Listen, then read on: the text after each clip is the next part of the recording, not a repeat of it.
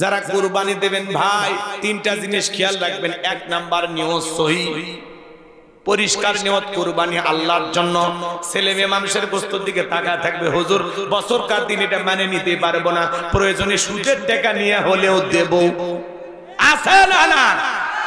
নতুন মেয়ের বিয়ে দিলাম, জামাই বাড়িতে গোশত না পাঠালে মান সম্মান থাকবে না, হুজুর প্রয়োজনে কিস্তি তুলে দিলেও, কিস্তি তুলে হইলেও কুরবানি দেব। আপনার কুরবানি হবে না। কুরবানি মানে আগে খাওয়ার নিয়ত, গোশত খাওয়ার নিয়ত আগে। কেন কুরবানি করা মানে স্যাক্রিফাইস করা, বিলিয়ে দেয়া, বন্টন করা। ভোগের নাম কুরবানি নয়, ত্যাগের নাম কুরবানি। নিজে না খায়া অন্যের মুখে হাসি ফুটানো নাম হলো কুরবানি। কথা বলেন।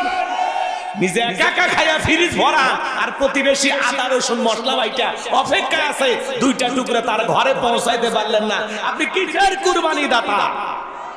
আগে ওই গরিব দুঃখীকে দেন। কুরবানির ওয়াজ অনেকক্ষণ করা যায়, সময় নাই তো, কষ্ট হচ্ছে আপনাদের। এক নাম্বার নিয়ত সহিহ, কুরবানি কার জন্য? দুই নাম্বার সুদের টাকা, ঘুষের টাকা, হারাম উপার্জনের টাকা দিয়ে কুরবানি দিলে হবে না। আল্লাহ পবিত্র, তিনি পবিত্র বস্তুকে ভালোবাসেন। তিন নাম্বার ফাসল্লি লিরাব্বিকা ওয়ানহার, আগে সালাত আদায় করো, এরপরে কুরবানি করো। নামাজ পড়বেন যে রবের জন্য, কুরবানিও হবে সেই রবের জন্য। তাহলে নামাজি হয়ে কুরবানি দিতে হবে, কোন বেনামাজির সাথে ভাগে কুরবানি দেবেন না। কথা কয় না? প্রয়োজনে একা একটা ছাগল দিবেন, একা একটা ভেড়া দেন। কয় লাখ টাকার গরু দিলেন আল্লাহ ওইটা দেখে না। আপনি যদি 20,000 টাকার একটা ছাগলও দেন, নিয়ত সহিহ, টাকা হালাল, আপনি নামাজি হয়ে কুরবানি দিচ্ছেন, আপনার এই কুরবানির ছাগলের রক্ত জমিনে পড়ার আগে আরশের মালিক আল্লাহর কাছে কবুল হয়ে যাবে। বলুন সুবহানাল্লাহ। আল্লাহ বলেন ওয়ালা কি ইয়ানালুহু তাকওয়া মিনকুম, বান্দা কয় লাখ টাকার গরু দিলে ওইটা দেখি না, আমি দেখি তোর অন্তরে তাকওয়া। খবরদার কোন বেনামাজি, সুদ খায়, ঘুষ খায় এমন ব্যক্তির সাথে ভাগে কুরবানি দেবেন না। একাই দেওয়া উত্তম, একাই দেবেন ইনসাফ। আর যদি ভালো মানুষ পান তাহলে ভাগে দেবেন। কুরবানি করা মানে এখানে গরু ছাগল জবাই করে না। আমাদের সমাজে আছে এমনও কুরবানি দাতা, 7 জন মিলে একটা গরু ভাগে কেনে, 4 জন মিলে দড়ি ধরে টানে, পেছন থেকে 3 জন ঠেলে। এমন দুর্বল গরু, যেই গরুর উপরে বয়স্ক ভাতা ওয়াজিব, এমন গরু জবাই করলে কিন্তু কুরবানি হবে না। এমন লোক আছে বাজান, কুরবানি স্থান পর্যন্ত গরুটা হেঁটে যাওয়ার শক্তি নেই, কোলে করে নিয়ে গেছে। হুজুর বলে ভাই এইরকম দুর্বল গাবি জবাই করেন না। বলে হুজুর উপরে হাত দেখা গেল, ভিতরে গোশত সেট করা আছে, টান দেবেন এখান থেকে নাটোরে চলে যাবে, ছাড়া দেবেন আবার নূরপুরে চলে আসবে। কথা কর না কেন? এলা গোশত খাওয়া যায়, গিলে খাওয়া লাগবে। কথা বোঝেন নাই? আউযু বিল্লাহি মিনাশ শাইতানির রাজীম। বিসমিল্লাহির রাহমানির রহিম। বিতাড়িত মুরতাদ শয়তানের কাছ থেকে আল্লাহ পাকের কাছে আশ্রয় প্রার্থনা চাচ্ছি। পরম করুণাময় দয়ালু আল্লাহ তাআলার নামে শুরু করছি। ইন্না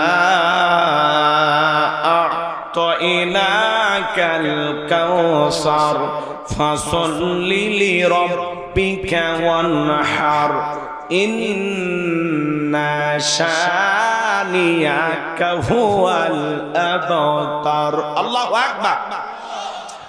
যে কোন আয়াত বা সূরা তাফসীর করতে হলে কোন প্রেক্ষাপটে, কোন সময় আল্লাহ তাআলা সেই সূরাটি বা আয়াতটি নাজিল করেছেন, সেই নাজিলের প্রেক্ষাপট জানার দরকার আছে না নাই? আরবিতে বলা হয় শানে নজুল। যদি শানে নজুল আলোচনা করা হয় তাহলে তাফসীর বুঝতে সহজ হয়। তাহলে এই সূরাটি কোন প্রেক্ষাপটে, কোন সময় আল্লাহ তাআলা নাজিল করেছেন আমি কি একটু বলবো? কষ্ট হবে না তো ইনশাআল্লাহ? একটু আওয়াজ দেন, লিল্লাহি তাকবীর।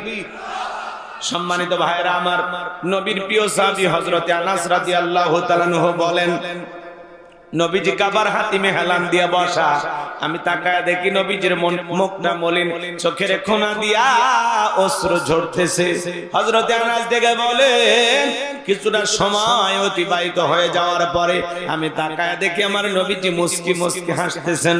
হযরত আনাস দেখে বলে, নবী গো, এই মাত্র দেখলাম মনটা খারাপ, মুখটা মলিন, চোখের কোনা দিয়ে অশ্রু ঝরতেছে, আবার কেনই বা মুস্কি মুস্কি হাসেন? আমার নবী কেন কাঁদেন, কেন হাসেন? এর পেছনে রহস্য আছে না নাই? নবীজির কান্না করার কারণ হলো নবীজির কলিজার টুকরা ছেলে সন্তানগুলো জন্ম নেয় আর এক এক ছেলে সন্তানগুলো মারা যায়। আবুল কাসেম মারা যায়, আবু তাকের মারা যায়, ইব্রাহিম মারা যায়। বাবা হিসাবে নবীর মনে কষ্ট লাগে কিনা? ছেলেগুলো জন্ম নেয় আর এক এক ছেলে সন্তানগুলো মারা যায়।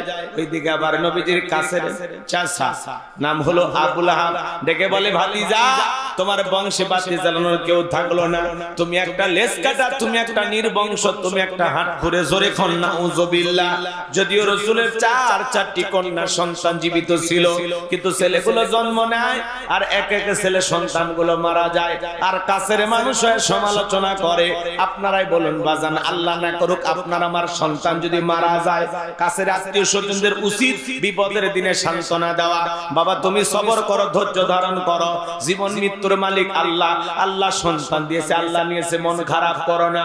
আল্লাহ যদি চায় বছর না ঘুরতে আবারও তোমাদের ঘর আলোকিত করে সন্তান দিতে পারেন তিনি কি? তাহলে কাছের মানুষদের উচিত বিপদের দিনে সান্ত্বনা দেওয়া।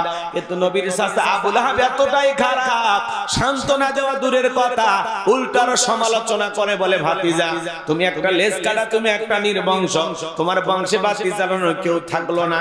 এই কথাগুলো বলে আর সমালোচনা করে। আমার ভাইয়েরা, এই পৃথিবীর জমিনে আল্লাহ রাব্বুল আলামিন অনেক নবী রাসূলকে পাঠিয়েছেন। আল্লাহ রাব্বুল আলামিন তাদেরকে সন্তান দিয়েছেন।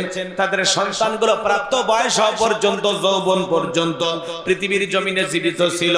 কিন্তু আপনার আমার নবীজির একটা ছেলে সন্তানও কেন জীবিত থাকলো না? আল্লাহ তাআলা কেন তাদেরকে শিশুকালে উঠায় নিলেন? একটা ছেলেও কেন প্রাপ্ত বয়স পর্যন্ত জীবিত থাকলো না? এর পিছনে কারণ আছে না না? নবীজির ছেলে সন্তানগুলো শিশুকালে বিদায়ের পিছনে কারণ আছে তিনটি। জোরে বলেন কয়টি? নবীর উম্মত হিসেবে জানতে মনে চায় না যে আল্লাহ তাআলা নবীজির একটা ছেলে কেন জীবিত রাখলেন না? সবগুলো সন্তানকে আল্লাহ কেন শিশুকালেই উঠায় নিলেন? এর পিছনে কি সেই তিনটি কারণ, কি সেই তিনটি রহস্য? কারা কারা শুনবেন দুই হাত তুলে দেখান তো দেখি। লিল্লাহি তাকবীর। আপনার আমার সোনা ভাইয়েরা, আমি যদি এখনই আলোচনা শুরু করি কি সেই তিনটি কারণ, তাহলে 3 নাম্বার আয়াতের আলোচনা করা লাগবে। আমি কি 1 নাম্বার আয়াত বাদ দিয়ে 3 নাম্বারে যাব? কথা কয় না নাকি আস্তে আস্তে শুরু করা যাক? ধৈর্য আছে তো ইনশাআল্লাহ? সম্মানিত ভাইয়েরা আমার, তাহলে একে তো সন্তান হারানোর ব্যথা, অন্যদিকে আপন মানুষদের সমালোচনা, আবার সাহাবায়ে কেরাম যারা ইসলাম ধর্ম গ্রহণ করে কাফের বাইনরা তাদের উপর নির্যাতন জুলুমের স্টিম রোলার চালায়। হযরতে বেলাল তখনও কালেমা পড়ে মুসলমান হন নাই। নবীজি রাতের বেলায় দারুল আরকামে বসা। হযরতে বেলাল নবীজির দরবারে উপস্থিত হয়ে গেলেন। নবীজির চেহারার দিকে তাকাইয়া ডেকে বলেন, নবী গো, আপনার চাইতে সুন্দর মানুষ আমি জীবনে কোনোদিন দেখি নাই। বলুন সুবহানাল্লাহ। আপনার আমার নবী কতটা সুন্দর ছিলেন জানেন? হযরতে জাবের রাদিয়াল্লাহু তাআলা বলেন, পূর্ণিমার রাত আমি রাসূলের বাড়িতে গিয়েছিলাম। সেদিন দেখেছিলাম চাঁদ উদয় হয়েছে 2টা, একটা চাঁদ আসমানে আর একটা চাঁদ জমিনে। হযরতে জাবের বলেন, আমি একবার আকাশের পূর্ণিমার চাঁদের দিকে তাকাই, আর একবার নবীজির চেহারার দিকে তাকাই। হযরতে জাবের বলেন, ওই আকাশের পূর্ণিমার চাঁদের চাইতে আমার নবীকে আমার কাছে বেশি সুন্দর মনে হয়। একটু জোরে কন্যা সুবহানাল্লাহ। নবীর মহব্বত ভালোবাসা কলিজায় নাই? আছে আছে। আম্মা জান আয়েশা বলেন, মিশরের নারীরা ইউসুফ আলাইহিস সালামের চেহারার দিকে তাকাইয়া ফল কাটতে গিয়ে আঙ্গুল কেটে ফেলে দিয়েছিল। ওরা যদি একবার আমার নবীর চেহারার দিকে তাকাইতো, শুধুমাত্র আঙ্গুল নয়, আঙ্গুল কাটতে কাটতে, হাত কাটতে কাটতে কখন যে নিজের কলিজা কেটে দুফাক করে দিত, মুহূর্তের জন্য টের পাইতো না। আপনার আমার নবী এতটাই সুন্দর। বলুন সুবহানাল্লাহ। আম্মা জান আয়েশা আরো বলেন, ও দুনিয়ার মানুষ, তোমাদের একটা সূর্য আছে, আমি আয়েশার একটা সূর্য আছে। তোমাদের সূর্য উদয় হয় দিনের বেলায়, আর আমি আয়েশার সূর্য উদয় হয় রাতের বেলায়। আম্মা জান আয়েশা বলেন, আমি একদিন শিলার কাজ করতেছিলাম, হঠাৎ করে হাত থেকে সুইটা পড়ে গেল। বাতিতে কোনো তেল ছিল না, বাতি জ্বালাইতে পারলাম না, অপেক্ষায় বইসা থাকলাম। নবী যখন এশার সালাত আদায় করার পরে ঘরের ভিতরে প্রবেশ করে সর্বপ্রথম নবী যে আম্মা জান আয়েশাকে সালাম দিলেন। নবী ঘর ঢুকে স্ত্রীকে কি দিলেন? আপনি আমি নবীর উম্মত হিসাবে এই আমল আপনার আমার ঘরেও চালু থাকা দরকার আছে না নাই? বাড়িতে যাই স্ত্রীকে সালাম দিবেন, আসসালামু আলাইকুম রহিমা, কেমন আছো সোনা, ঘরের দরজাটা খোলো না, আমি তোমার লিটনের বাপ, তোমার পাগল দিওয়ানা। বউ খুশি হয়ে দরজা খুলে দেবে, কথা বলেন ঠিক কিনা? কিন্তু আপনার আমার ব্যবহার এত মিষ্টি না, ঘরের দরজা চিৎকারে মারে ডাক দেয়, এ রুবেলের বাবা, এ দরজা খোল, বেশি দেরি হলে দরজা ভাঙে ফেলে দিয়া তোর পিঠের উপর কি যে হবি রে। ভিতর থেকে বউ বলে, এটা স্বামী না সেখানে আজরাইল। কথা কথা বাড়িতে যে স্ত্রীকে সালাম দিবেন, সালাম আছে যেখানে শান্তি আছে, সালাম আছে যেখানে সমাধান আছে।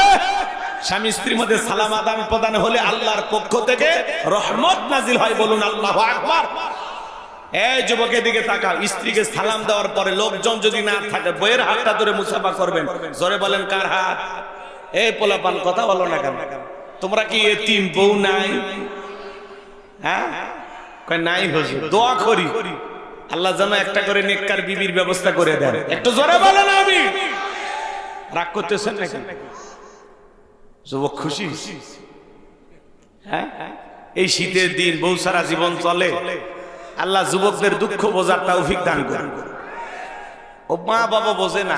সেদিন এক মাহফিলে গেছি, বলছে হুজুর বিয়ের বয়স হয়ে গেছে, বাড়ির কেউ আমার দিকে নজর দেন, আমি এখন কি করতে পারি? প্রশ্ন লেগে পাঠাইছে। এই জন্য ছেলে মেয়ে যুবক যুবতী হলে যত দ্রুত পারেন বিবাহের ব্যবস্থা করবেন, আল্লাহ কবুল করেন। এই দাঁড়াও দাঁড়াও যুবক, তোমাদের নিয়ে আলোচনা হবে বলছি না, একটু অপেক্ষা করো। কষ্ট হচ্ছে আপনাদের? তাহলে বইয়ের হাত ধরে মুসাফা করবেন, জোরে বলেন কার হাত? বইয়ের হাত ধরে মুসাফা করবেন। একেবারে যদি ময়দান ফাঁকা থাকে কোলাকুলিও সেরে নেবেন, আল্লাহ কবুল করেন, জোরে কোন আমিন। দাম্পত্য জীবনে সুখ আর শান্তি যদি পেতে চান, নবীজির 4টি সুন্নত আমল করা লাগবে, জোরে বলেন কয়টি সুন্নত? এই 4টি সুন্নত কি কি জানতে মনে চান? কারা কারা শুনবেন একটু হাত তুলে দেখান তো দেখি। লিল্লাহি তাকবীর। হাত না আমার ভাইয়েরা, যদি সালাম দেন শান্তি পাবেন বাজান, পরিবারের উপরে খাস রহমত বরকত নাজিল হবে। স্বামী স্ত্রীর মধ্যে সালাম আদান প্রদান হলে ভক্তি শ্রদ্ধা বিশ্বাস ভালোবাসা বেড়ে যাবে, কথা বলেন ঠিক কিনা? ছোট ছোট বাচ্চাদেরকে সালাম দিবেন, যেখানে সেখানে আপনি যান।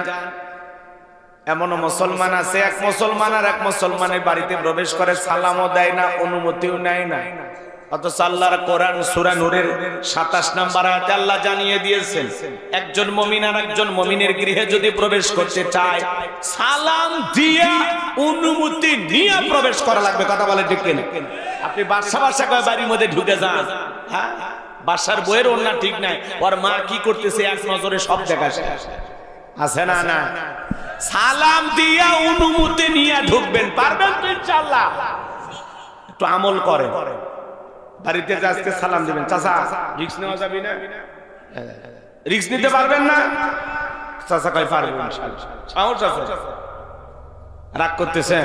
প্রথমে বউ সালাম দিলে বউ টিটকারি মনে করতে পারে, ঠাট্টা বিদ্রুপ হাসি তামাশা করতে পারে, 2-4 দিন দিতে দিতে অভ্যাসে পরিণত হবে, আল্লাহ কবুল করেন, জোরে বলেন আমিন। আমার ভাইয়েরা, আম্মা জান আয়েশা বলেন, নবী যখন সালাম দিয়ে প্রবেশ করলেন, নবীজির চেহারার আলোতে সইটা কই পড়ে আছে আমি পরিষ্কার দেখতে পেয়েছি, বলুন সুবহানাল্লাহ।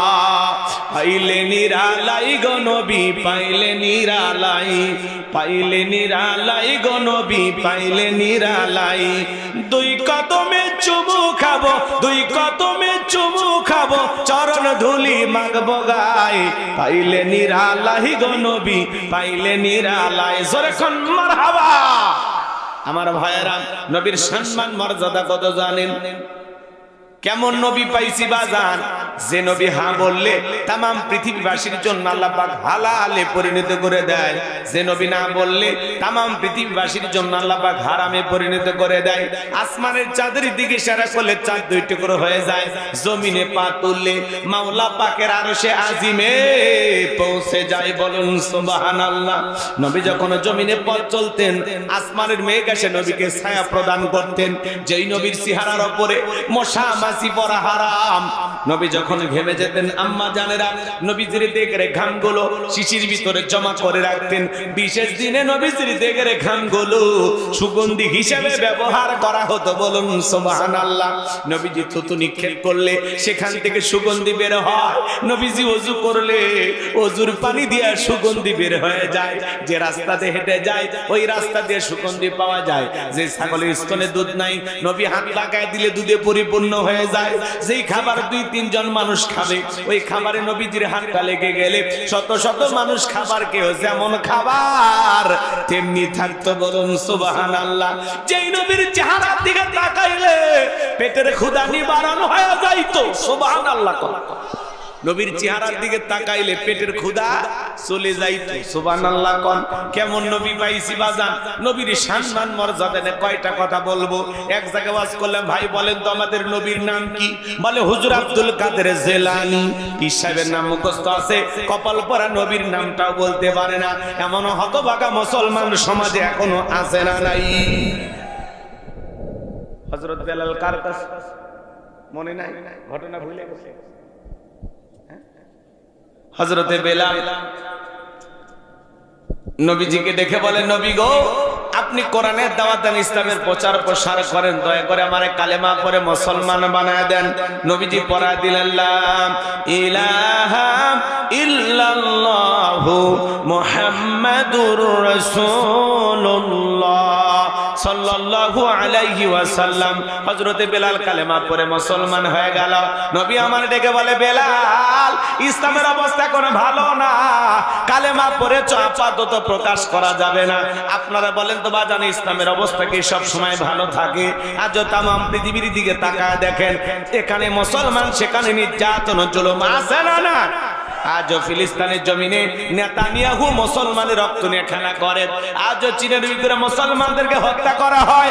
আজও ভারতের জমিনে গরুর গোশত খাওয়ার অপরাধে মুসলমানকে পিটিয়ে হত্যা করা হয়। কথা বলেন ঠিক কিনা? যেখানে মুসলমান সেখানে নির্যাতন জুলুম আছে না নাই? তামাম পৃথিবীর সাদা চামড়ার দলেরা, তামাম পৃথিবীর জালিম আর বেঈমানরা ঐক্যবদ্ধ হয়েছে পৃথিবীর জমিন থেকে ইসলাম আর মুসলমানকে মুছে ফেলে দেবে। কিন্তু ওরা তো জানে না ইসলামের সুইচ আছে কার হাতে। আমার আল্লাহ রাব্বুল আলামিন বলেন, ইউরিদুনা লিতুফিউ নূরাল্লাহি বিআফওয়াহিহিম ওয়াল্লাহু মুতিম্মু নূরিহি ওয়ালাউ কারিহাল কাফিরুন।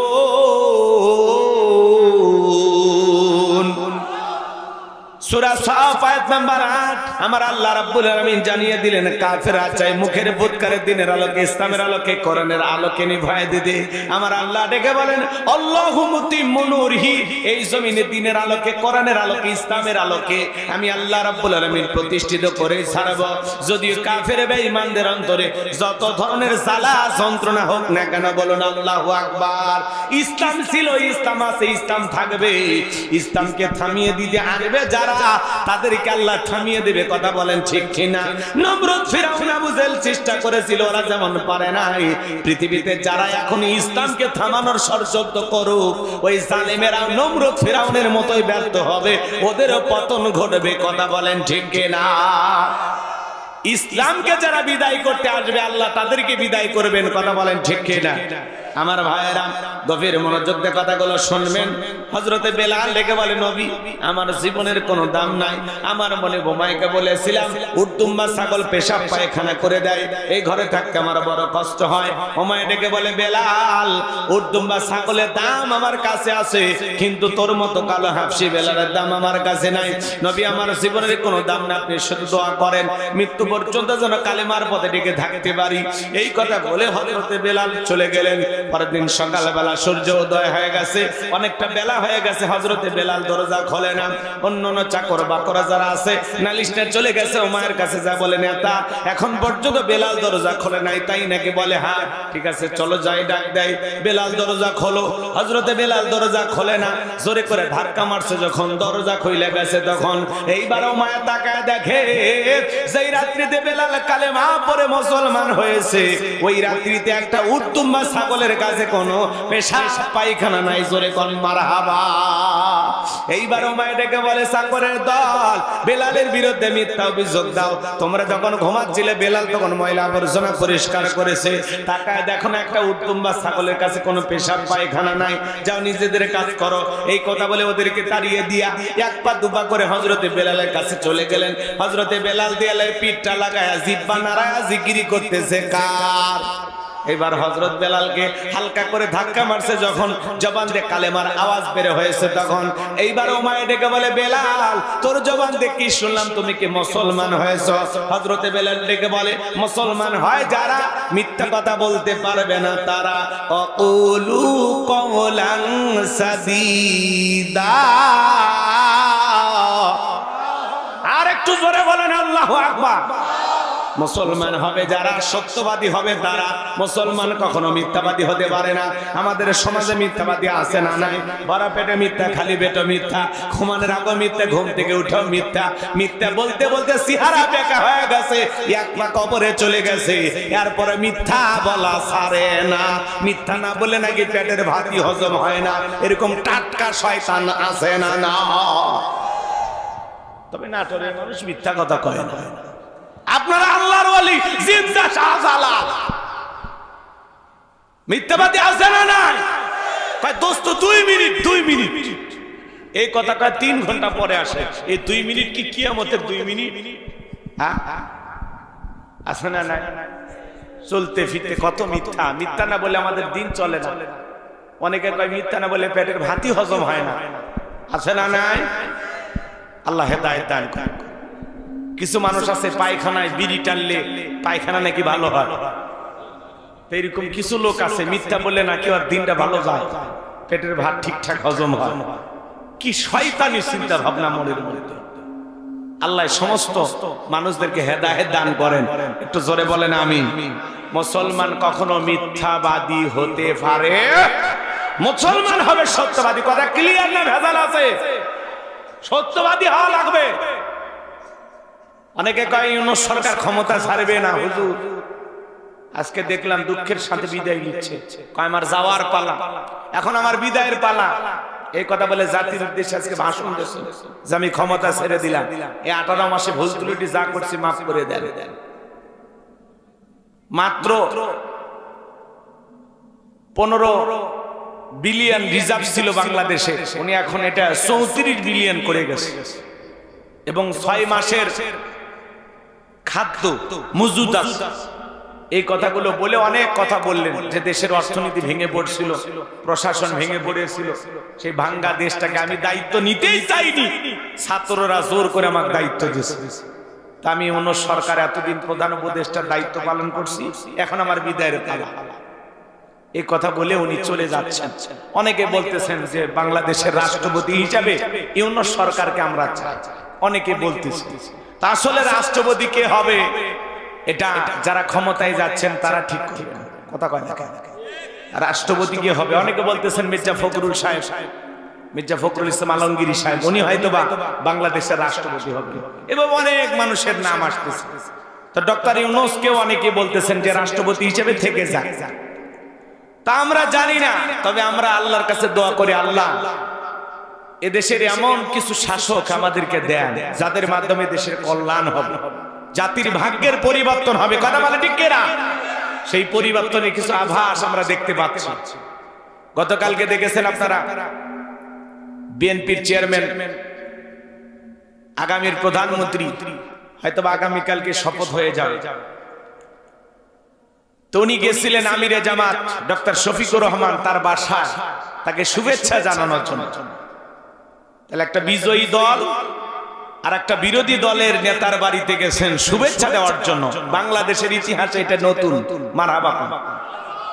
এরপরে নাহিদ ইসলামের বাসায় গেছেন, তাকে ফুলের শুভেচ্ছা দিয়েছেন, ছোট ছোট বাচ্চারা চকলেট দিয়েছেন, ফুল উপহার দিয়েছেন।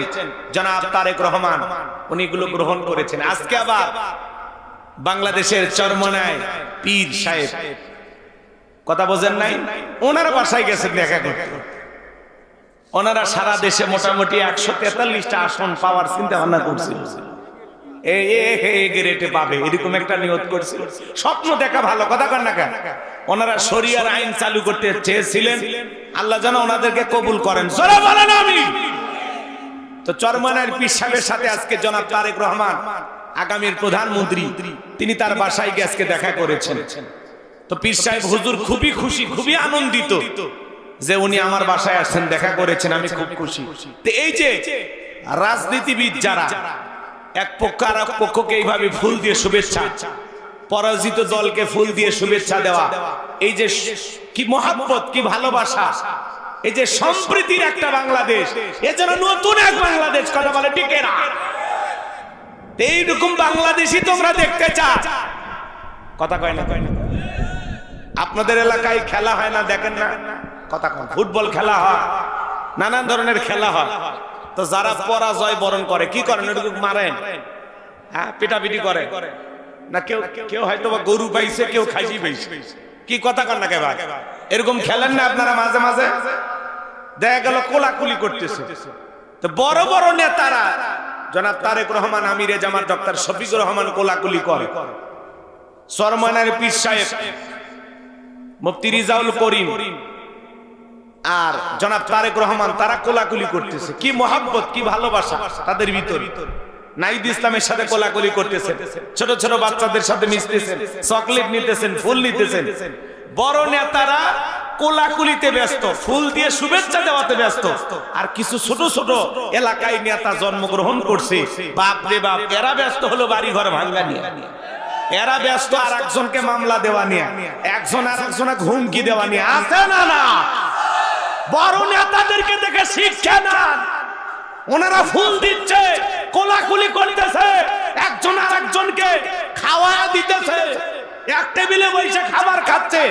আর আপনি এলাকার স্থানীয় নেতা হইয়া একজন আর একজনকে হুমকি দেন, শিক্ষা নেন। মরে গেলে ওই বড় নেতা জানাজায় আসবে না, এলাকার মানুষ আপনার জানাজায় হাজির হবে। কথা বলে ঠিক না? এই জন্য মানুষের মনে রাজনীতির কারণে এমন আঘাত দেবেন না যাতে আপনি মরে গেলে ওই মানুষেরা জানাজা দিতেও আসবে না। কি হয়েছেন? কত বড় নেতা হয়েছেন, বাপরে বাপ! এলাকার না ছোটখাটো না পদে আছে, ওর গরম দেখে মনে হয় ওনার কাছে জনাব তারেক রহমানও ফেল। এরকম নেতা আছে না? না, বেশি ফাল পারো না ভাই, বেশি ফাল পারো না। বড়কে দেখে শিক্ষা গ্রহণ করো, সবাইকে শ্রদ্ধা করো, সম্মান করো, ভালোবাসো। সম্মান দিলে সম্মান পাওয়া যায়। জনাব তারেক রহমান এই কাজগুলো করতেছেন, নতুন এক ইতিহাস, নতুন এক বাংলাদেশ সাজানোর জন্য যে চিন্তা ভাবনা করে এই যে বিভিন্ন দলের নেতা কর্মীর সাথে দেখা করতেছেন, এই জন্য ওনার সম্মান কমতেছে না বাড়তেছে? এই জন্য মানুষের দোয়া ভালোবাসা কমতেছে না বাড়তেছে? এটা বোঝা লাগবে আপনার।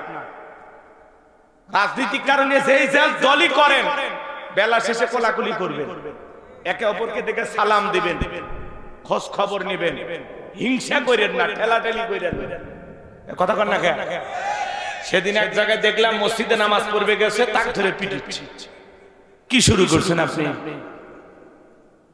এগুলো করবেন না ভাই, একটু মাথা ঠান্ডা করেন। আমরা তো ভাই ভাই, পাড়া প্রতিবেশী, একই এলাকা। রাজনীতির কারণে আপনি জাতীয় পার্টি করেন, কেউ আওয়ামী লীগ, কেউ বিএনপি, কেউ জাসদ, কেউ বাসদ। কথাকে বোঝেন না? কেউ এনসিপি, কেউ বিএনপি করে না। আপনি কি করবেন করেন, আপনার মন যা চায় আপনি করেন, স্বাধীনতা আছে। কিন্তু দয়া করে এমন কোন রাজনীতি করেন না যে প্রতিহিংসার কারণে একজন আর একজনের বাড়ি ঘর ভাঙায়া দিবেন, মিথ্যা মামলা দিবেন, আক্রমণ করবেন, আঘাত করবেন। এই কাজগুলো করা যাবে না। এগুলো হিংসার রাজনীতি ছেড়ে দিতে হবে। কথা বলেন ঠিক কিনা? প্রতিপক্ষকে আঘাত করা, ঘায়েল করা, এগুলো ছেড়ে দিতে হবে। নতুন সম্প্রীতির বাংলাদেশ করতে হবে, ভালোবেসে একে অপরের পাশে দাঁড়াইতে হবে। কথা বলেন ঠিক কিনা? এক দলের লোক মারা গেলে আর এক দলের লোক যা জানা যাবে। কি বলেন আপনি? খালি এলাকা কি মারা মারা? আমার এলাকার অবস্থা খুবই খারাপ। হ্যাঁ, হচ্ছে হুজুর হুমকি দিচ্ছে। কিসের হুমকি দেন? কত হুমকি দাতা, পালিয়ে গেল, হারে গেল ভাই। হুমকি দিন না, একটু ভালো আয়াত। আল্লাহ হেদায়েত দান করেন, জোরে বলেন আমিন। তাহলে বড় নেতাদের কোলাকুলি দেখছে, কথা কন। মোবাইল নাই আপনাদের, টেলিভিশন নাই, খবর দেখতেছেন না? তাহলে ওনারা ব্যস্ত কোলাকুলি নিয়ে, আর আমরা ব্যস্ত নিয়ে, মারামারি নিয়ে। আল্লাহ আমাদের হেদায়েত দান করেন। শক্তি যা দেখার ঘরের ভিতরে দেখা। কথা বোঝেননি? হ্যাঁ আমার ভাইয়েরা, চলেন বাজানোর সামনের দিকে যায়, কষ্ট মনের মধ্যে নেবেন না। আমি যে কথা বলতে চাচ্ছিলাম, গভীর মনোযোগ দিয়ে কথাগুলো শুনে যান।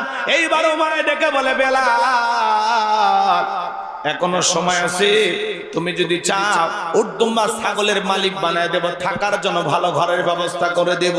হযরতে বেলাল দেখে বলে উমাইয়া রে, দুনিয়ার কোন পার্থিব সম্পদের বিনিময়ে বেলাল তার ঈমান বিক্রি করবে না, বলুন আল্লাহু আকবার।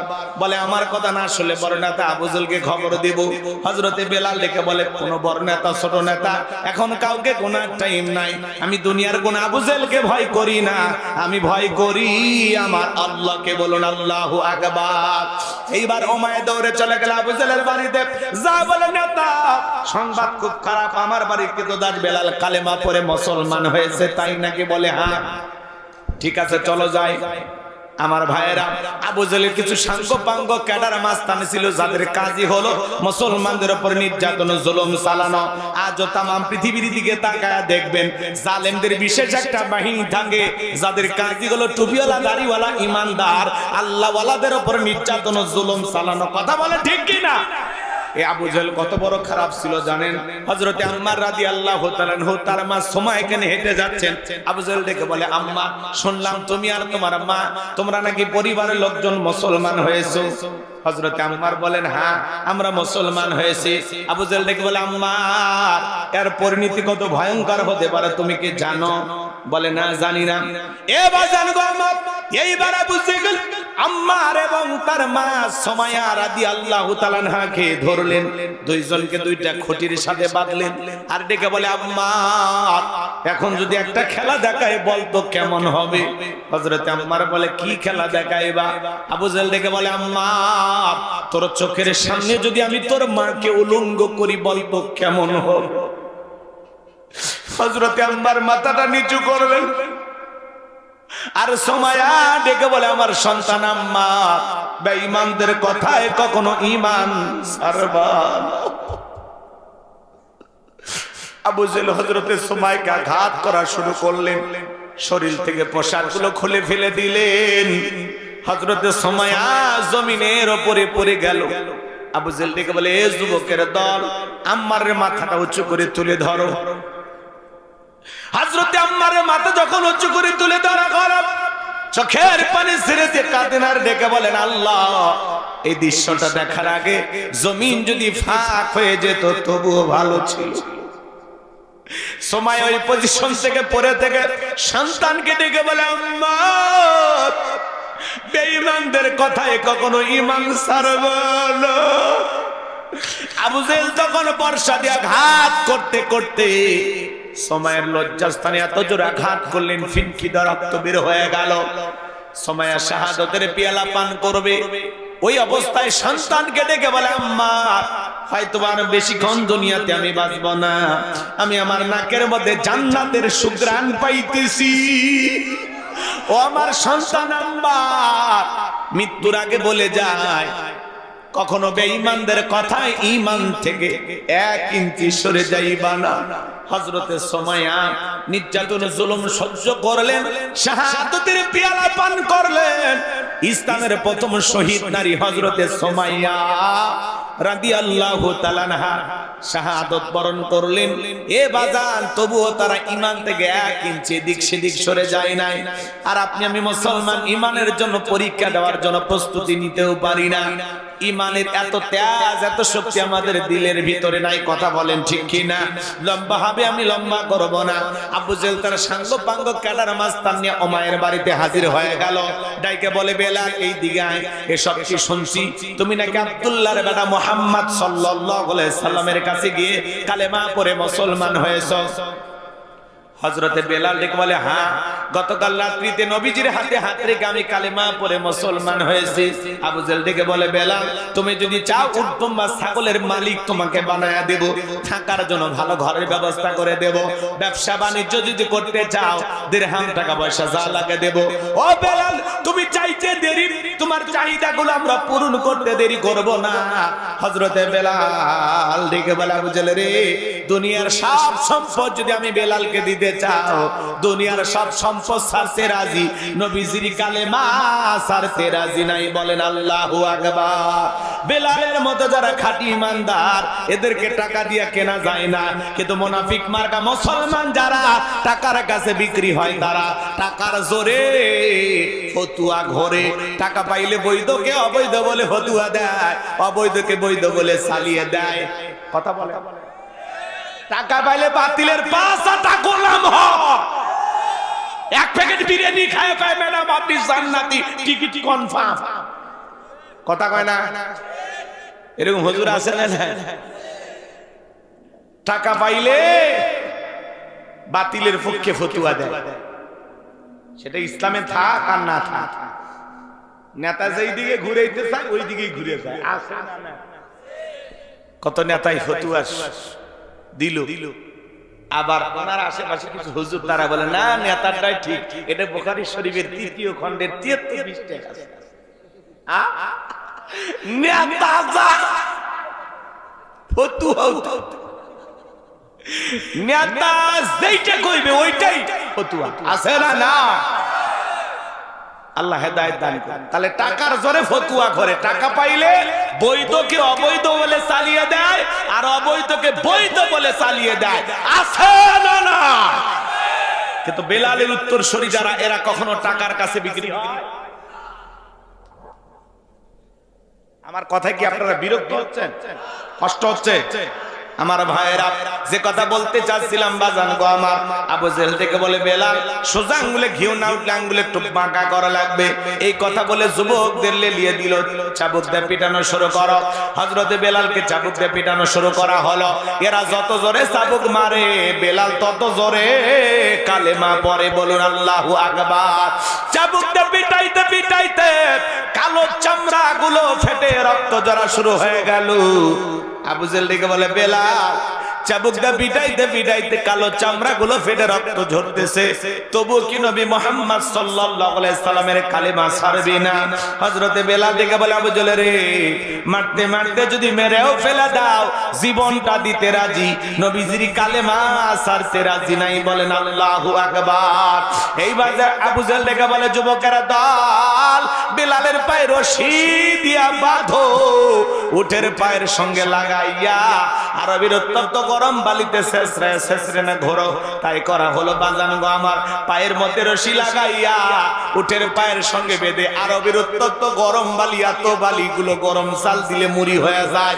সেই গরম বালিতে হযরতে বেলালকে শেষরে শেষরে না ঘোরা হলো, বাবলা গাছের কাটা হলো, জিহ্বার ভিতরে পেরেকের মতো মারা গেল। বিকেল বেলা নিয়ে এসে দেখে বলে বেলাল চাবুক দিয়ে পিটাইলাম, পায়ে রশি লাগাইয়া নিয়ে ঘুরলাম, তবু কি নবী মুহাম্মদ সাল্লাল্লাহু আলাইহি সাল্লামের কালেমা ছাড়বি না? হযরতে বেলাল ডেকে বলে আবু জেহেল রে, মারতে মারতে যদি মেরেও ফেলে দাও বেলালের নিঃশ্বাস থাকবে যতদিন, বেলাল ইসলামের পথে টিকে থাকবে ততদিন। আল্লাহু আকবার। আমার ভাইয়েরা, এইবার আবু জেহেল ডেকে বলে যুবকের দল, বড় একটা পাথর নিয়ে এসে বেলালের বুকের উপরে চাপায়া দাও। বিশাল বড় একটা পাথর নিয়ে এসে হযরতে বেলালের বুকের উপরে চাপায়া দাও হলো। আবু জেহেল মনে করলো পাথরের চাপার আঘাতে বেলাল মারা যাবে, এই কথা ভেবে কাফেররা চলে গেল। হাত বাঁধা পা বাঁধা রক্তাক্ত জিহ্বাটা বুকের উপরে পাথর দিয়ে বেলাল তবু আল্লাহর জিকির করতেছে। বলেন আল্লাহু আকবার। এ বাজান, জিকির করার জন্য আপনাকে আমাকে বেলালের মতো কেউ মারে না, পেটে না, কপরা, তবু আমরা আল্লাহর জিকির করি না।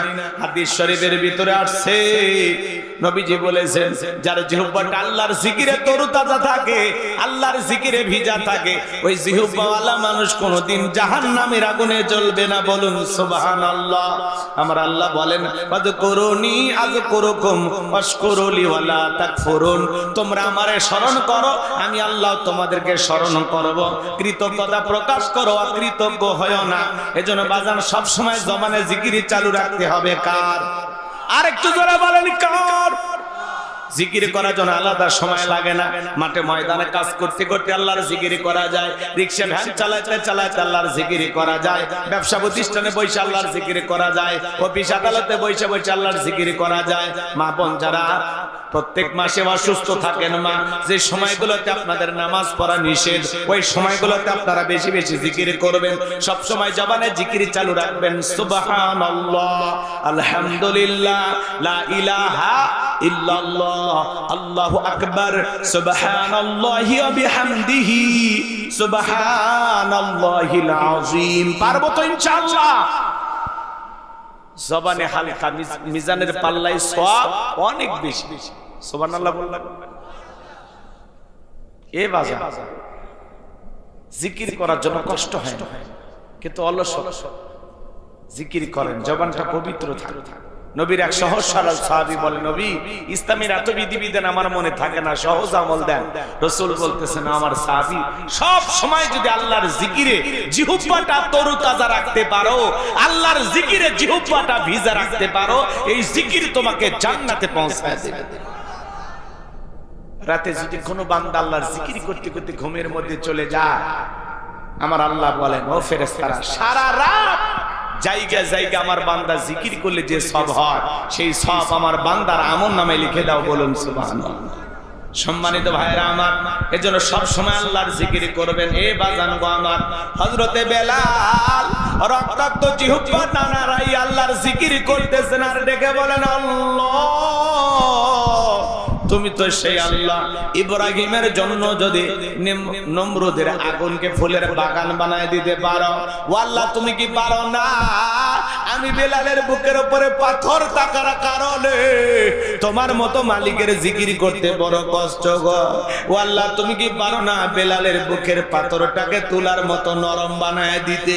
হযরতে বেলাল দোয়া করতে দেরি, আসমানের মালিক আল্লাহ দোয়া কবুল করতে দেরি করে নাই, বেলালের বুকের পাথরটাকে আমার আল্লাহ তুলার মতো নরম বানিয়ে দিয়েছেন। বলুন সুবহানাল্লাহ। আশিকে রাসূল বেলাল, নবীর পাগল বেলাল, নবীকে কতটা ভালোবাসতেন জানেন? নবী যখন মক্কা নগরীতে পথ চলতো, বেলাল একবার ডানে যায় একবার বামে যায়। নবী দেখে বলে, বেলাল বুঝি না, একবার ডানে যায় একবার বামে যাও, কারণটা কি? হযরতে বেলাল ডেকে বলে, নবী আপনি কোরআনের দাওয়াত আর ইসলামের প্রচার প্রসার করেন, ওই কাফেররা হলো আপনার শত্রু, আপনাকে টার্গেট করে ওরা যদি ডান থেকে তীর নিক্ষেপ করে, নবী গো ওই তীরটা যেন সর্বপ্রথমে বেলালের বুকের ভেতরে ঢোকে, আবার বাম দিকে যায়। মনে মনে ভাবি, ওরা যদি বাম থেকে তীর নিক্ষেপ করে, নবী গো ওই তীরটা যেন সর্বপ্রথমে বেলালের বুকের ভিতরে ঢোকে। আমি বেলাল মারা গেলে ইসলামের ক্ষতি হবে না, আপনি নবী মারা গেলে ইসলাম আর মাথা উঁচু করে সামনের দিকে দাঁড়াতে পারবে না। বলুন আল্লাহু আকবার। আশিকে রাসূল বেলাল, নবীর পাগল বেলাল, নবীকে কতটা ভালোবাসতো, কয়টা কথা বলবো বাজান, এত সময় আমার হাতে নাই, আপনাদেরকে কষ্ট দিতে চাই না। সংক্ষিপ্ত কথা যেটা বলে দিয়ে যায়, বেলালের নির্যাতন জুলুমের কথা নবীর কান পর্যন্ত যখন পৌঁছে গেল, নবী তখন ডেকে বলল, আবু বকর আমার বেলালের জন্য একটা কিছু করো। হযরত আবু বকর সিদ্দিক রাদিয়াল্লাহু তাআলা আনহু কয়েকগুণ দাম বেশি দিয়া গোলামীর জীবন থেকে হযরত বেলালকে আজাদ করলেন, মুক্ত করলেন। বলুন আল্লাহু আকবার। এই যখন ইসলামের অবস্থা, একদিকে সন্তান হারানোর ব্যথা, কাফেরদের সমালোচনা, সাহাবায়ে কেরামদের উপর নির্যাতন জুলুম, এই জন্য নবীজির মনটা ভীষণ খারাপ, চোখের পানি ঝরতেছে। বলেন তো বাজার, নবীর মনটা যখন খারাপ, নবীকে সান্ত্বনা দেওয়ার দায়িত্ব কার? আমার আল্লাহ ডেকে বলে, জিবরাইল আমার বন্ধুর মা নাই, বাবা নাই, আমি ছাড়া আমার বন্ধুর কেউ নাই রে জিবরাইল, আমার বন্ধুর মনটা হয়েছে ভারী, আমি আল্লাহ সইতে নাহি পারি। লাহু মাহফুজ থেকে সূরা কাউসার নিয়ে যায় আমার বন্ধুর উপরে নাজিল কর তাড়াতাড়ি। আল্লাহু আকবার। আমার ভাইয়েরা, নবী তখন মুস্কি মুস্কি হাসলেন আর ডেকে বলেন, আমার সাহাবীরা শোনো, আমার কষ্টের কারণটা কি তোমরা জানো? কি তোমার মুস্কি হাসি দেওয়ার কারণ হলো এই মাত্র আসমান থেকে জিবরাইল এসে আমার উপরে সূরা কাউসার নাজিল করলো। নবী তখন মুস্কি মুস্কি হাসলেন আর সাহাবায়ে কেরামদের সামনে সূরা কাউসার তেলাওয়াত করে শুনিয়ে দিলেন।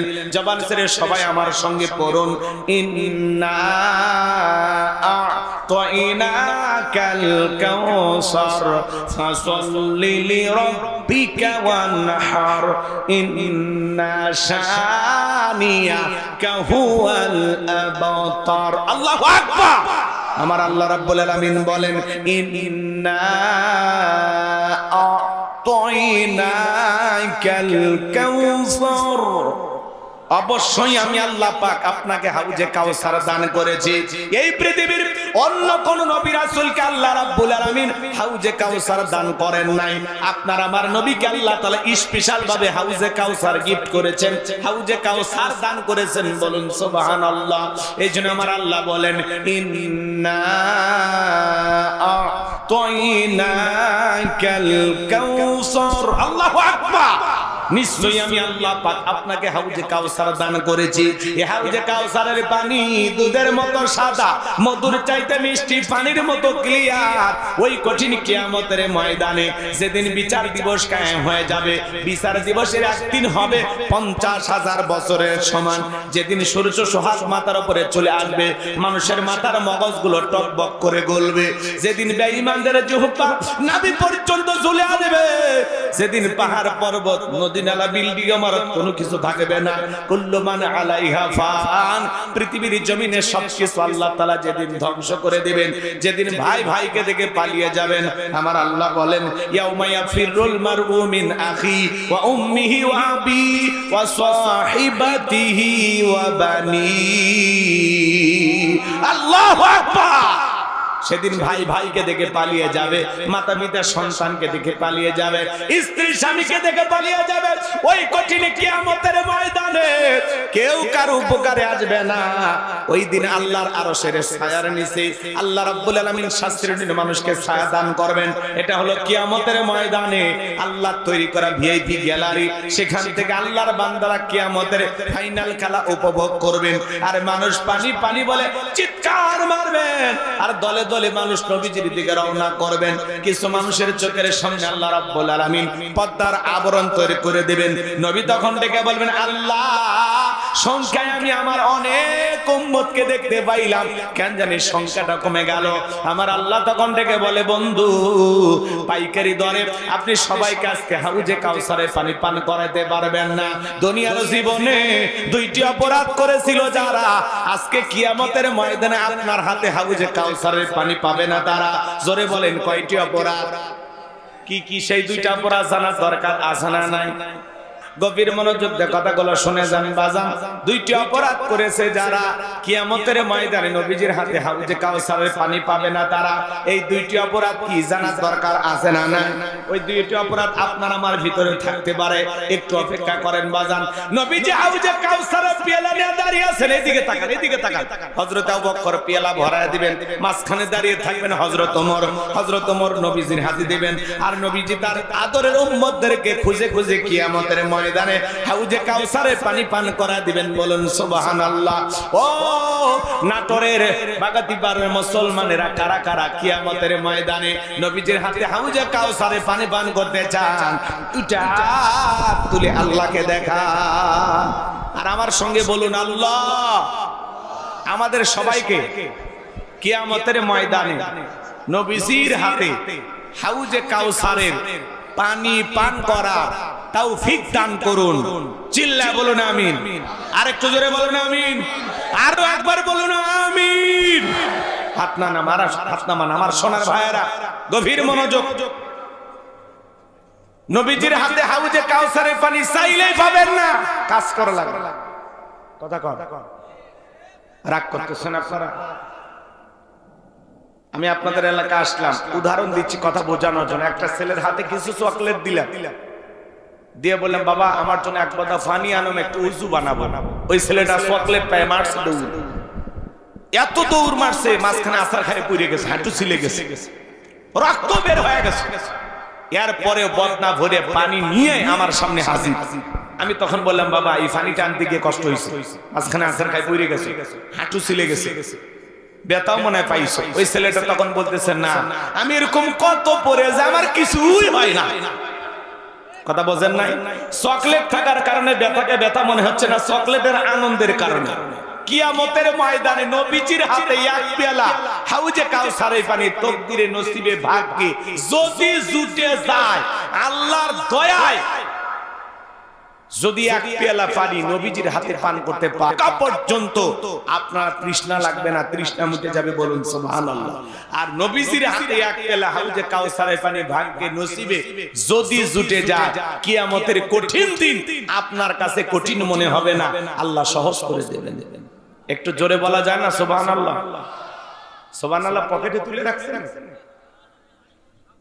একবার সুবহানাল্লাহ বললে আপনার নামে জান্নাতের ভিতরে একটি গাছ লাগানো হয়। নবীজির হাতে এক পেয়ালা হাউজে কাউসারের পানি আর আল্লাহর আরশের নিচে ছায়া যদি পান, আপনি জান্নাতি, আপনারা টেনশনই নাই। একটু জোরে কোন সুবহানাল্লাহ। ভাই না চাইলে পাওয়া যায়। এই যে এক পাগল ছিল, পাগল ভাইরাল সিদ্দিক, যেটি সিঁড়ি দোয়া করেছিল, নাম শোনেননি? কথা কয় বঙ্গবন্ধু মুজিবুর রহমান তার 32 নাম্বার যখন ভাঙছিল সে সময় তার দোয়া করছে, মানে সব জায়গাতে। এরপরে বেগম খালেদা জিয়া যেদিন মারা যায় ওনার জন্য দোয়া করছে, সব জায়গায় দোয়া করে, রাস্তাঘাটে নামাজ পড়ে, দোয়া করে, পাগলামি করে। এর নাম হলো ভাইরাল সিদ্দিক। ওই ভাইরাল সিদ্দিক এখন আজকে দোয়া করে বলতেছে, আমি এই বাংলাদেশের রাষ্ট্রপতি হতে চাই। মুনাজাত করতেছে আর করছে, আল্লাহ আমি দেশের রাষ্ট্রপতি হতে চাই। জিন ফেরেশতা জনগণ সবাই চাচ্ছে আমি রাষ্ট্রপতি, জিনেও চাইতেছে, ফেরেশতাও চাইতেছে এই ভাইরাল সিদ্দিক রাষ্ট্রপতি। তাহলে চিন্তা করেন একটা পাগল কোন জায়গায় যাবার চাচ্ছে। কথা কয় না, ওই কি আসলেই পাগল? কথা কয় না, কি আসলে পাগল?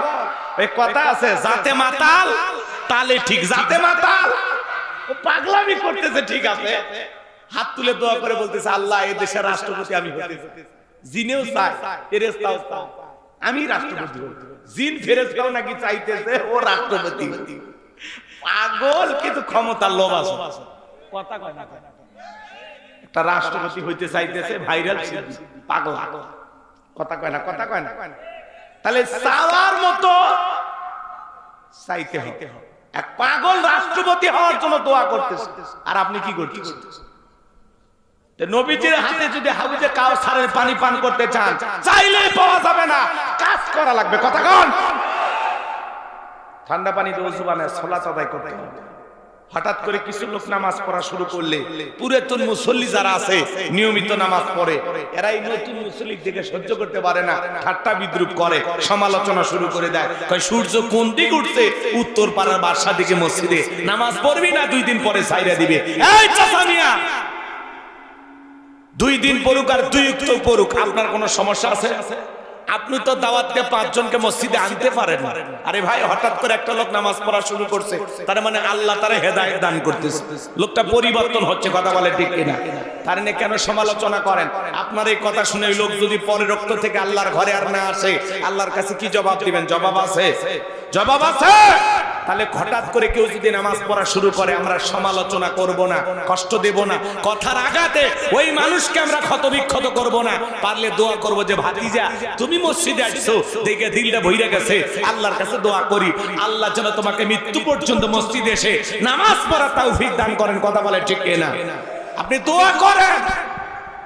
পারলে বলেন ভাতিজা আসরের নামাজ পড়িয়া 1 কাপ চা না খায় আজকে তোমারে ছাড়বো না। কথা কোন ঠিক কিনা? ভালোবেসে বুকে টানে। যুবক বয়সে দাড়ি রাখছে, এর সমালোচনা। ওই বয়সে দাড়ি রাখি কথা কয় না। বউ নিয়ে ঘুরতে গেছে, কই ভাবি আসসালামু আলাইকুম, সাথে চাচার খবর কি? বউ বাড়িতে এসে রাগ করে, তোমার সাথে বাইরে যাওয়া জানা কেন? কয় আমারটাকে ভাবি আর তোমারটাকে চাচা। যেই বউ নবীর সুন্নত দাড়িকে মহব্বত করে না, ওই বউ আপনাকে 100% ভালোবাসা দিতে পারে না। কথা বলে ঠিক কিনা? পৃথিবীর সকল নবীদের মুখে দাড়ি ছিল, এটা একটা স্পেশাল সুন্নত। জুব্বা খোলা যায়, টুপি খোলা যায়, দাড়ি খোলা যায়। এই দাড়ির ভিতরে আছে মদিনাওয়ালার প্রেম। যেই নারী তার স্বামীর দাড়িকে পছন্দ করে না, যুবক, যেই মেয়ে পুরুষের দাড়িকে পছন্দ করে না, ওই নারী তোমার বউ হওয়ার যোগ্যতা রাখে না। কথা বলে ঠিক কিনা? দাড়ি হলো পুরুষের সৌন্দর্য। দাড়ি রাখলে পুরুষকে পুরুষের মতো লাগে, আর দাড়ি ছাড়া পুরুষকে, মহিলারও দাড়ি নাই, পুরুষেরও দাড়ি নাই। আছে না না? 50-60 বছর বয়স হয়ে গেছে, চামড়া জড়ে গেছে, তাও সেলুনের জায়গায় মারিয়ে দে, ক্লিন শেভ আছে না? নাপিত বিরক্ত হয়ে গেছে, চাচা যে কায়দায় চামড়া জড়ে গেছে প্লাস দিয়ে টেনে টেনে সেট করা লাগে আপাতত ছাড়িয়ে দেন আপনিও বাঁচেন আমরাও বাঁচি কয় বাবা দাড়ি রাখলে চুলকে দাড়ি রাখলে তোমার চুলকে কবরে যাও ফেরেশতারা চুলকানির মলম নিয়ে বসে আছে তোর জায়গা মতো মলম লাগিয়ে দিবি কথা কন ঠিক না দাড়ি রাখলে চুলে খালি দাড়িতে চুলকায় না শরীরে আরো জায়গায় চুলকায় চুলকানি মানে সমস্যা আছে অ্যালার্জির সমস্যা চর্ম যৌন অ্যালার্জি ডাক্তার দেখাও কথা কন না মুসলমান মুখে দাড়ি রাখতে চায় না এটা হইল এ কথা কয় না ভাই মাঝে মাঝে আপনারা ঢাকায় যান না এই বনপাড়ার যা গাড়ি চড়ছেন হানিফ গাড়ি এরা ব্রেক ধরে কথা কয় না আল্লাহ না করুক হানিফ গাড়িতে ঢাকায় রওনা করছেন যমুনা সেতুতে যাওয়ার আগে বাস আর ট্রাক মুখোমুখি সংঘর্ষ আপনি দুনিয়ার থেকে বিদায় ইন্না লিল্লাহি ওয়া ইন্না ইলাইহি রাজিউন এখন মাথায় টুপিও নাই মুখে দাড়িও নাই কি করা লাগবে ভাই চেন খোলা লাগবে না হলে লুঙ্গি তোলা লাগবে কথা কয় না আপনি যে মুসলমান বোঝা যাচ্ছে টুপিও নাই দাড়িও নাই মানুষ মরার পর ইজ্জত খুলে দেখবি মাথা কাটানো আছে না কথা বলেন ঠিক কিনা এইজন্য মুসলমান হিসাবে সিদ্ধান্ত নেন হয় টুপি না হলে দাড়ি দুইটার একটা নিয়ে ঘোরেন কথা কবে মানুষ হবে মাহফিল আসছেন মাথায় টুপি নেই এই কথা কয় না একটা করে টুপি থাকার দরকার আছে না না চলেন এখনই বের হন চলেন আমার সাথে জামালপুর নোয়াখালী লক্ষ্মীপুর কুমিল্লা ফেনী যাবেন প্রত্যেকটা মাহফিলে যাবেন খালি দেখবেন কি সুন্দর লোকজন সাইজে আসছে প্রত্যেকটা মানুষের মাথায় খালি টুপি দেখবেন কি সুন্দর দেখে ভালো লাগে মাহফিলের এত সুন্দর পরিবেশ আর এই উত্তর অঞ্চলে অধিকাংশ মাহফিলগুলোতে শ্রোতার মাথায় টুপি নেই ওয়াজ শুনতেছে কিছুক্ষণ পরে অটো নিয়ে আসছে যাওয়ার আগে করছে সাপেলের কাছে গান দিয়ে হ্যাঁ এমন ওই গান শুনতেছে আর যাচ্ছে কিছুক্ষণ আগে ওয়াজ শুনলো বাড়িতে ফেরার সময় অটোতে গান শুনতেছে আর যাচ্ছে এলে ওয়াজ শোনেন আপনারা কথা কন না রাগ করতেছে আল্লাহ হেদায়েত দান করুন একটু মানুষ তাহলে হাউজে কাউসারের পানি চাইলেই পাওয়া যাবে না কাজ করতে হবে দুইটা আঙ্গুল দেখায় বলে তো কয়টি বাজান একটু জোরে বলেন কয়টি দুইটি আর জোরে জোরে হলো না উঠাই যাবে আর মিছিল করে লাভ না 5 বছর পর সত্যি রিজার্ভে রাখ তবে দেখলাম স্পিরিট আছে কি কন 16 বছর মিছিল করতে পারেননি কয়েকদিন আগে মিছিল করে সরকার তো গঠন করেই ফেলল আর মিছিল করার দরকারটা 5 বছর পরে কথা রাগ করতেছেন আপনারা রাগ নাই আলহামদুলিল্লাহ দোয়া করবেন দোয়া আমরা এই দেশের দোয়া চাই না দেশের জন্য দোয়া করতে চাই না আল্লাহ এই দেশের উপরে খাস রহমত বরকত নাজিল করো সামনে রমাদান হাতছানিতে ডাকতেছে এই রমজানে আমাদের সবচেয়ে বড় সমস্যা হলো বাজার মাঝে মাঝে বাজারে আগুন লেগে যায় চিনির দাম বাড়ে ছোলা বুটের দাম বাড়ে জনাব তারেক রহমান জনকণ্ঠে পত্রিকায় দেখলাম একটা নিউজ প্রচার হচ্ছে উনি বলেছেন যে বাজারে দ্রব্যমূল্যের দাম বাড়াইলে তাদেরকে কিভাবে কি করা লাগে আমরা করব নগদ জরিমানা হতে পারে অথবা জেল জুলুমও হতে পারে আমরা বলতেছি শুধু এটা কথার কথা না এটা বাস্তবায়ন করতে হবে কথা বলে ঠিক এটা এই সরকারের প্রথম চ্যালেঞ্জ হবে রমজানে বাজারকে নিয়ন্ত্রণে রাখা মানুষের হাতের নাগালে রাখা বাজারে যেন দ্রব্যমূল্যে আগুন না লাগে কথা বলে ঠিক এটা কিছু অসাধু কালো বাজারে ব্যবসায়ী আছে এরা সিন্ডিকেটের মাধ্যমে প্রত্যেক দিন খেজুরের দাম বাড়ায় ছোলা বুটের দাম বাড়ায় চিনির দাম বাড়ায় আছে না অন্যান্য পৃথিবীতে এমনও দেশ আছে যেখানে রমজান উপলক্ষে জিনিসের দাম কমায়া দেওয়া হয় আর এই দেশে কিছু অসাধু ব্যবসায়ী ওরা 11 মাস খালি ছায়া থাকে কখন রমজান আসবে একেবারে গ্রাস করে খাইতে খাইতে বদ হজম হয়ে যায় আছে না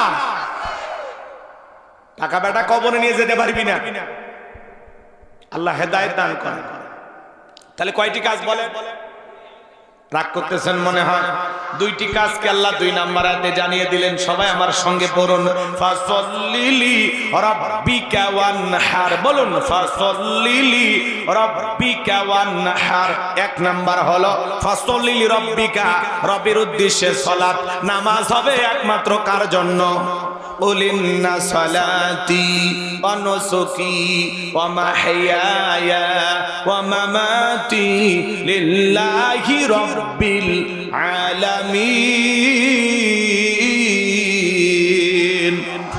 সূরা আনআম আয়াত নাম্বার 162। আল্লাহ রাব্বুল আলামিন জানিয়ে দিলেন, নবীজি আপনি বলুন, আমার নামাজ, আমার কুরবানি, আমার জীবন, আমার মরণ লিল্লাহি রাব্বিল আলামিন, আসমান জমিনের প্রতিপালকের জন্য। তাহলে মুমিন জীবনের সব ইবাদত হবে একমাত্র কার জন্য? আরেকটু জোরে বলেন, কার জন্য? ফাসল্লি লিরাব্বিকা, রবের উদ্দেশ্যে সালাত, আল্লাহকে রাজি খুশি করার মতো নামাজ। কথা কয় না? আমার আল্লাহ রাব্বুল আলামিন বলেন, ফালইয়াবুদু রাব্ব হাযাল বাইত আল্লাযী আত'আমাহুম মিন জু' ওয়া আমানাহুম মিন খাউফ। আমার আল্লাহ রাব্বুল আলামিন বলেন, এই ঘরের মালিকের ইবাদত করো। ইবাদত যদি ইবাদতের মতো হয়, ও বান্দা, নামাজ যদি নামাজের মতো হয়, যে বান্দা 5 ওয়াক্ত সালাতে মাথা নত করে আমি আল্লাহকে সিজদা দেবে, ওই বান্দার জন্য আমি আল্লাহ 2টা কাজ করব। এক নাম্বার হলো তার রিজেকের টেনশন করা লাগবে না। রিজেক দেওয়ার মালিক কে? আপনাদের এলাকায় একটা প্রাণী আছে, গভীর রাতে বের হয়, কুহু কইয়া চিল্লায়, নাম হলো শিয়াল পণ্ডিত। ওর নামে নাটোরে কি মুরগির হোটেল আছে, ওর নামে কি ব্যাংকের অ্যাকাউন্টে টাকা জমানো আছে। তাহলে ওই শিয়ালকে খাওয়াই কে? আল্লাহ যদি একটা শিয়ালকে খাওয়ায়, সকালবেলা একটা পাখি খালি পেটে নিচ থেকে বের হয়ে যায়, সন্ধ্যাবেলায় পাখির পেটটা ভরে বাসায় ফেরত আসার ব্যবস্থা করে কে? আল্লাহ যদি পাখিকে খাওয়ায়, শিয়ালকে খাওয়ায়, পৃথিবীর এত মাখলুককে খাওয়ায়, আমরা হলাম আশরাফুল মাখলুকাত, কুনতুম খায়রা উম্মাতিন উখরিজাত লিন-নাস। আল্লাহ বলেন, তোমাদেরকে উত্তম জাতি বানাইলাম, ভিআইপি বানাইলাম, মর্যাদার আসনে বসাইলাম। আল্লাহকে আমাদেরকে না খাওয়ায় মারবেন না। আমার আল্লাহ রাব্বুল আলামিন বলেন, ওয়ামা মিন দাব্বাতিন ফিল আরদি ইল্লা আলাল্লাহি রিজকুহা। আল্লাহু আকবার। সূরা হুদের ভিতরে আল্লাহ পাক জানায়া দিলেন, এই পৃথিবীর জমিনে এমন কোন বিচরণশীল প্রাণী নাই যার রিজেকের ব্যবস্থা আমি আল্লাহ আসমান থেকে করি না।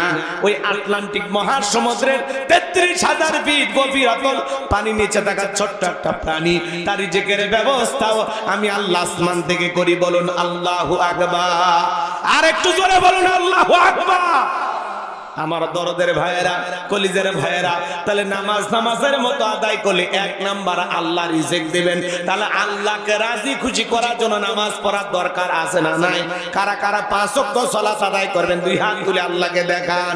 আল্লাহ আমাদেরকে 5 ওয়াক্ত নামাজি বানায় দাও। চিল্লায় কোন আমিন। আর একটু জোরে বলেন আমিন। তাহলে 1 নাম্বার নামাজ নামাজের মতো আদায় করলে আল্লাহ রিজেক দেবেন। 2 নাম্বার হলো ওয়া আমানাহুম মিন খাউফ, আল্লাহ সকল ভয় থেকে নিরাপত্তা দেবেন। আমাদের সমাজে ভয় আছে না নাই? মেয়েটা কলেজে গেল, একা একা ফিরবে নাকি জামাই সাথী নিয়ে ফিরবে, ভয় আছে না নাই? মেয়েটা স্কুলে গেল, ভালো ভালো ফিরবে নাকি কারো লালসার শিকার হবে, ভয় আছে না নাই? আপনি বিকাশের দোকানদার, 5 লাখ টাকা নিয়ে নাটোর শহর থেকে আপনারা গ্রামে এই নূরপুরে আসবেন, মনে মনে ভাবতেছেন, আল্লাহ এই টাকা নিয়ে রাত 2টার পরে গ্রাম পর্যন্ত যাইতে পারবো নাকি চোর টাকা ছিনতাইকারী কবলে পড়ে টাকা যান 2টা হারাবো?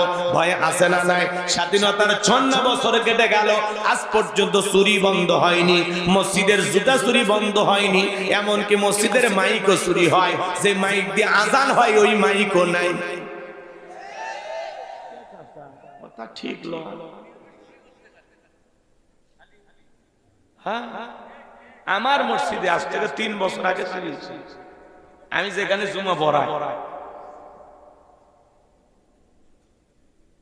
বগুড়া শহরে আমি নামাজ পড়তে গেছি,